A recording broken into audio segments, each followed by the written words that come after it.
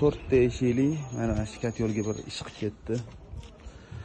Juda chiroyli ishlangan. Men sizlarga hozir tushuntirib beraman. Mana pasi kulxonasi bo'ladi. Bu yerdan o'sha yongan kullarni tozalanadi. Mana bu bunkeri. Tepasida o'sha mana kitoblari o'tgan.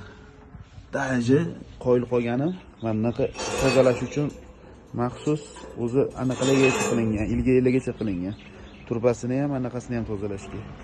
Keyin yana bitta narsa, buni men ukrainskiy katyollarda ko'rganman. Mana bundan chiqqan suvli o'sha mana bu turbaning ichidan kirib, orqada dimoxoddan chiqib ketadi mana.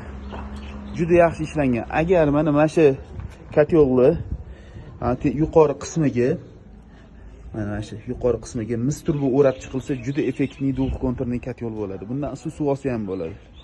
Juda chiroyli ishlangan. Qoyil lekin